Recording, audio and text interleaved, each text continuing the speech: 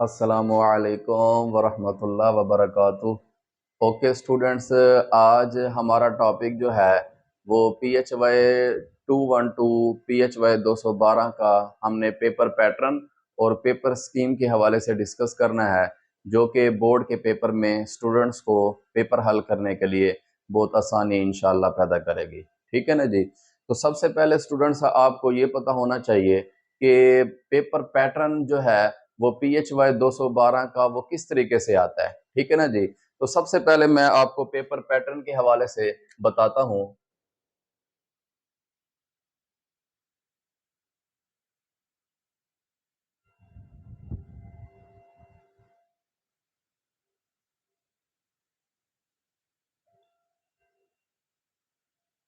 Okay students, तो इसमें सबसे पहले आपने जो चीज याद रखनी है वो पेपर पैटर्न में वो ये है कि आपने आपके पास जो MCQs हैं बोर्ड के पेपर में वो कुछ इस तरीके से आएंगे। MCQs,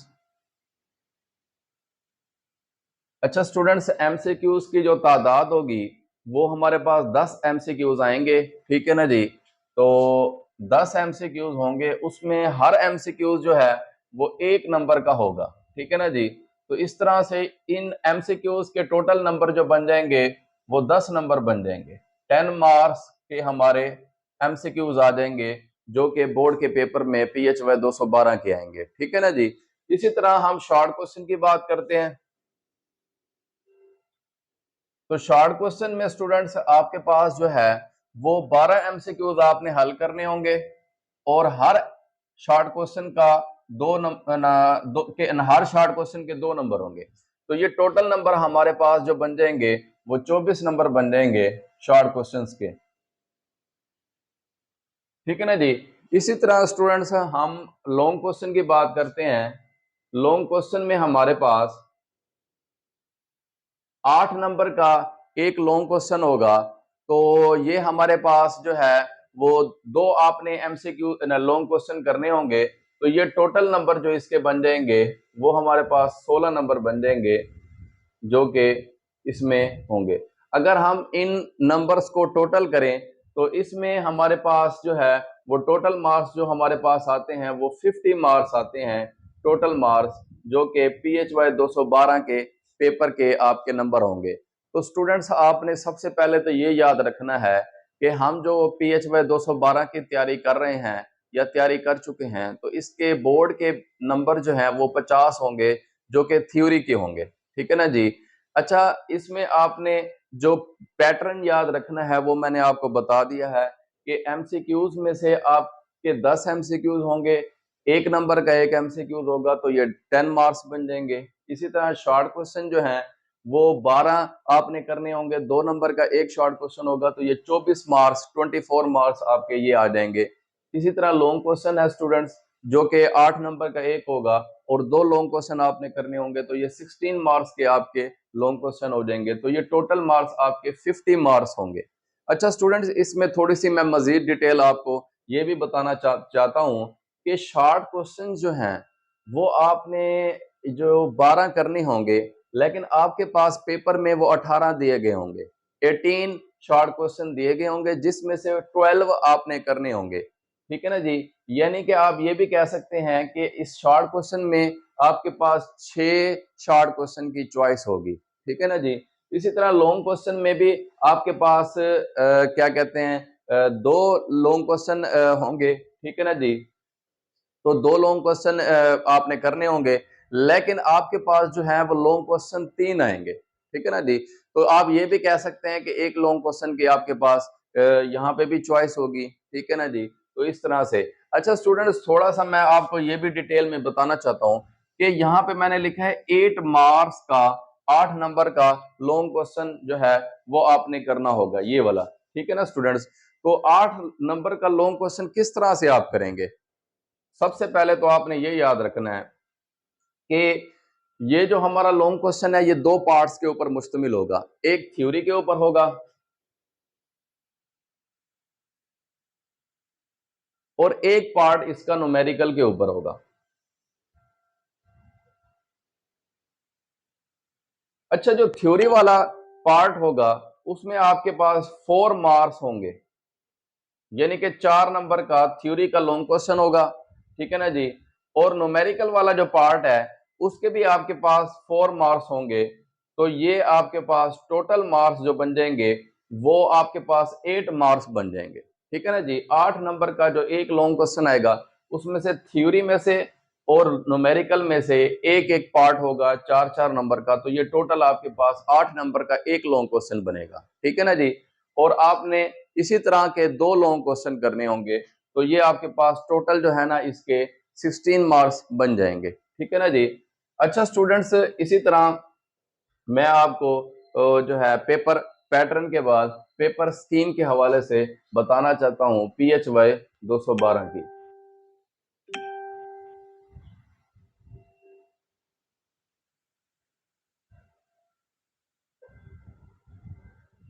अच्छा, पेपर स्कीम में फर्क ये होता है कि आप पेपर स्कीम इसलिए बताई जाती है कि स्टूडेंट्स जो है वो ज्यादा से ज्यादा नंबर किस तरह से ले सकता है, या कम टाइम में ज्यादा नंबर किस तरह से ले सकता है, या कम मेहनत में ज्यादा नंबर किस तरह से ले सकता है। तो ये तीनों ऑप्शन जो है वो आपके पास हैं। तो ये स्टूडेंट्स इसीलिए पेपर स्कीम जो है वो बताई जाती है स्टूडेंट्स को, ताकि बच्चे जो है वो कम मेहनत करके या कम टाइम में ज्यादा नंबर जो है वो हासिल कर सकें, ठीक है ना जी।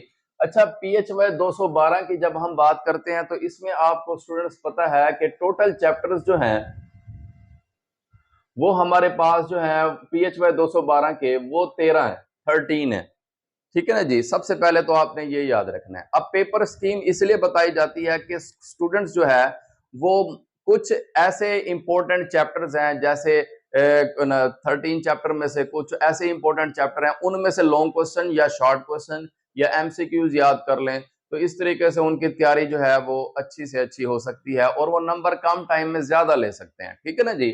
तो सबसे पहले आपने बेटा ये याद रखना है कि हमने जो लॉन्ग क्वेश्चन है 13 चैप्टर में से सबसे पहले लॉन्ग क्वेश्चन जो है वो चैप्टर नंबर 1 से लेके 4 तक एक लॉन्ग क्वेश्चन जो है ना आपने करना है। बोर्ड के पेपर में एक लॉन्ग क्वेश्चन आएगा, चैप्टर नंबर 1 से लेके 4 तक जो चैप्टर हैं उसमें एक लॉन्ग क्वेश्चन आएगा। ये स्कीम है, बोर्ड की स्कीम है, वो इसलिए डिस्कस करते हैं ताकि बच्चा जो है वो पहले ही अपनी तैयारी को जो है ना इस तरीके से मैनेज कर ले और उस तरह से अपने लॉन्ग क्वेश्चन जो है वो तैयार करके अच्छे नंबर ले ले। अच्छा जी, तो ये पहले 4 चैप्टर में से एक लॉन्ग क्वेश्चन आएगा, इसी तरह दूसरे 4 चैप्टर में से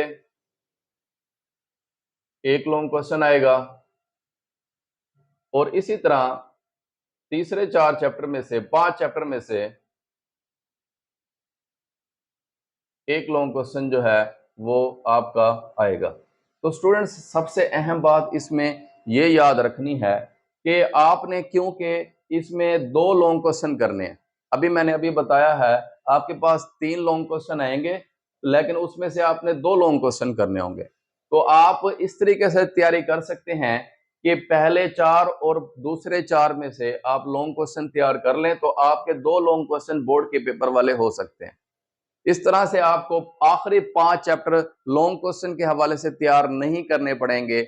ये आपको बहुत ज्यादा फायदा हो जाएगा तैयारी के हवाले से, क्योंकि इससे आपका बहुत ज्यादा टाइम बच जाएगा, या आपकी बहुत ज्यादा मेहनत जो है ना वो महफूज हो जाएगी, या आप इतनी ज्यादा मेहनत नहीं कर सकेंगे बल्कि ज्यादा नंबर ले लेंगे। तो इस तरह से आप पहले दो पोर्शन भी कर लें, पहले 4 और दूसरे 4 कर लें, तो इस तरह से आपके लॉन्ग क्वेश्चन पेपर के हो जाएंगे, ठीक है ना जी। लेकिन उसमें आपको सारे फिर करने पड़ेंगे, चाहे वो पहले 4 के हैं या दूसरे 4 के हैं, सब लॉन्ग क्वेश्चन करने पड़ेंगे। अगर आप सारे नहीं करते तो फिर आपको ऑप्शन में ये तीसरा ऑप्शन भी रखना पड़ेगा कि आपने चैप्टर नंबर 9 से लेकर 13 तक जो लॉन्ग क्वेश्चन है उनको भी याद करना पड़ेगा। तो इस तरह से ये जो है ना ये आपने क्या कहते हैं थोड़ा सा मैनेज करना है, तैयारी को पैटर्न के हवाले से, स्कीम के हवाले से तैयार करना है। इसी तरह स्टूडेंट्स, आपको मैं थोड़ा सा ये भी बताना मैं चाहता हूँ कि आपने जब तैयारी करनी है लॉन्ग क्वेश्चन की चैप्टर नंबर 1 से लेके 4 तक, तो ये आपने याद रखना है कि चैप्टर नंबर 1 से लेके 4 तक जो इंपॉर्टेंट चैप्टर्स हैं वो भी मैं आपको बता देता हूं। वो चैप्टर नंबर 2 है, ठीक है ना जी। तो चैप्टर नंबर 2 जो है ना वो मोस्ट इंपॉर्टेंट है लॉन्ग क्वेश्चन के हवाले से, ठीक है ना जी। इसी तरह आप जो है ना चैप्टर नंबर 2 में अगर आपने करना है तो जैसे आपने फर्स्ट ईयर में आपने काफी सारा सिलेबस जो है वो पढ़ा हुआ है, तो ये आपको काफी सारा हेल्प हो जाएगी, काफी सारी हेल्प हो जाएगी कि आप चैप्टर नंबर 2 में काफी सारी चीजें जो है ना वो कर चुके होंगे फर्स्ट ईयर में, तो इस तरह से ये आपके लिए आसान चैप्टर है। तो इसी तरह आपने चैप्टर नंबर 5 से लेके 8 तक जो चैप्टर्स हैं उसमें भी आपने थोड़ा सा ये देख लेना है कि इसमें मोस्ट इंपोर्टेंट कौन सा है। तो सबसे पहले चैप्टर नंबर 5 और फिर उसके बाद चैप्टर नंबर 8, ये मोस्ट इंपोर्टेंट है, ठीक है ना जी। इसी तरह 9 से लेके 11 तक जो है ना चैप्टर हमारे पास जो इंपॉर्टेंट है वो 11 है। 9 से लेके 13 तक जो चैप्टर्स हैं उसमें चैप्टर नंबर 11 जो है ना ये इंपॉर्टेंट है। तो ये जो मैंने चैप्टर्स आपको दिए हैं लॉन्ग क्वेश्चन के लिए, ये इंपॉर्टेंट हैं बोर्ड के पेपर के हवाले से कि अगर आपने तैयारी करनी है तो स्टूडेंट्स इस तरीके से तैयारी करें ताकि आपके नंबर जो हैं वो ज्यादा से ज्यादा आ सकें और आप मेहनत कम से कम जो है ना वो कम टाइम में आप करके ज्यादा नंबर ले सकें, ठीक है स्टूडेंट्स। तो आपने लॉन्ग क्वेश्चन का जो पैटर्न है या स्कीम है वो आपने इस तरीके से याद रखना है कि स्कीम इस तरीके से बोर्ड के पेपर की आएगी। अब हम आ जाते हैं एमसीक्यूज की तरफ, ठीक है ना जी, कि बोर्ड के पेपर में हमारे पास एमसीक्यूज की स्कीम क्या होगी। देखिए स्टूडेंट्स स्कीम एमसीक्यूज के हवाले से जो चैप्टर्स हैं वो मैं आपको बता देता हूं। चैप्टर नंबर 1 में से एक एमसीक्यूज आएगा, ठीक है ना जी। तो ये आपके पास एक जो है ना तादाद नंबर 1 नंबर। इसी तरह 2 में से भी हमारे पास जो है ना वो एक एमसीक्यूज होगा। 3 में से भी एक एमसीक्यूज होगा। इसी तरह स्टूडेंट्स 4 में से भी एक एमसीक्यूज है। 5 में से भी आपके पास एक एमसीक्यूज आएगा। 6 में से भी एक, 7 में से भी एक, ठीक है ना जी। अब हम आ जाते हैं 8, चैप्टर नंबर 8, इसमें से भी एक एमसीक्यूज, ठीक है ना जी। तो ये आपके पास 8 एमसीक्यूज बन जाएंगे। इसके बाद जो है ना वो एमसीक्यूज जो पेपर के पैटर्न के हवाले से बनाएगा वो चैप्टर नंबर 11, उसमें से एक एमसीक्यूज, और चैप्टर नंबर 13 में से एक एमसीक्यूज होगा। तो ये टोटल मैंने अभी बताए हैं आपको कि 10 एमसीक्यूज आएंगे, एक नंबर का एक एमसीक्यूज होगा, तो ये 10 नंबर आपके पास बनेंगे।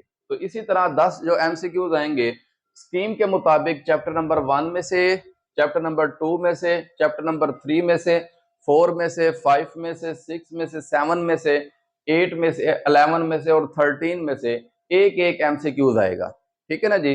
इस तरह से आप एमसीक्यूज जो है वो सारे चैप्टर्स के बेशक ना करें, आप इन 10 चैप्टरों के एमसीक्यूज कर लें तो आपके 10 नंबर एमसीक्यूज के आ सकते हैं, बजाय इसके कि आप 13 चैप्टर जो है वो याद करें, जिसके लिए आप परेशानी जो है ना आपको परेशानी का जो है ना सामना करना पड़ेगा। तो इसीलिए स्टूडेंट्स मैं आपको जो है ना लॉन्ग अब शॉर्ट क्वेश्चन एमसीक्यूज के हवाले से एमसीक्यूज के बाद आपको शॉर्ट क्वेश्चन के बारे में बताना चाहता हूं।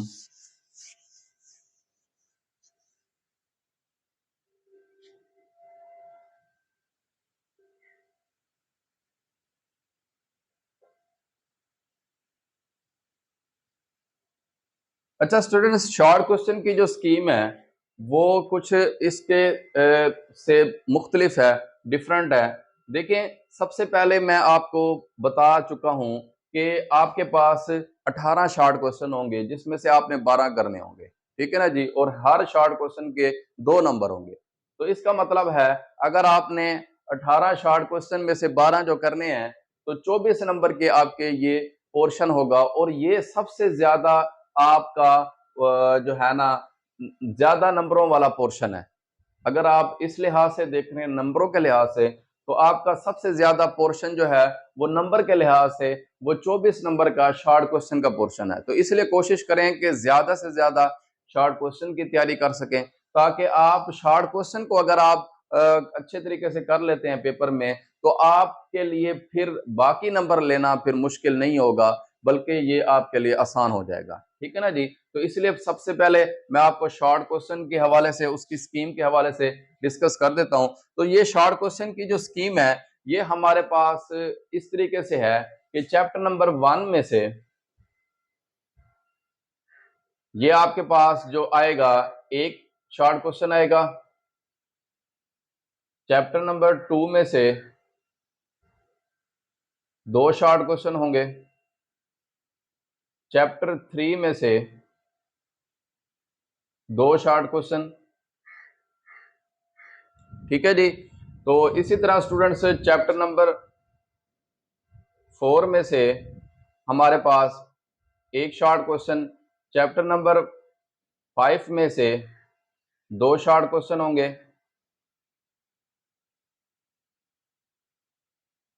तो एक तो ये आपने चैप्टर नंबर 5 तक ये याद रखना है। इसी तरह चैप्टर हम 6 लेते हैं, 6 में से हमारे पास जो है वो एक आएगा शॉर्ट क्वेश्चन, चैप्टर 7 में से एक, चैप्टर 8 में से 2 शॉर्ट क्वेश्चन होंगे। ठीक है ना जी। तो ये हमारे पास चैप्टर नंबर 8 तक आपने इस तरह से पैटर्न में याद रखना है। इसी तरह चैप्टर 9 में से 2 शॉर्ट क्वेश्चन होंगे। ठीक है स्टूडेंट्स। तो ये हमारे पास यहाँ चैप्टर नंबर 9 तक हो गया। चैप्टर 10 इसमें से एक,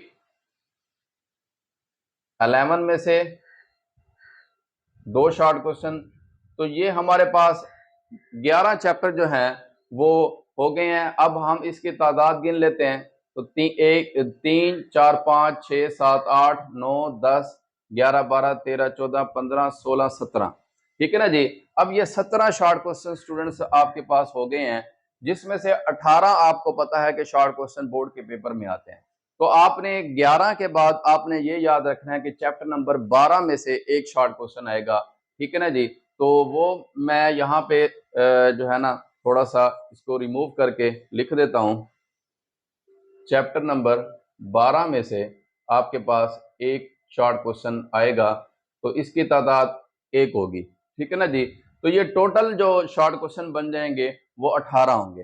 तो आपने शॉर्ट क्वेश्चन अगर याद करने हैं बोर्ड के पेपर के हवाले से, तो आपने बजाय इसके कि पूरी बुक के चैप्टर्स के शॉर्ट क्वेश्चन याद करें, आप चैप्टर नंबर 11 के बाद 12 करें। ठीक है ना जी।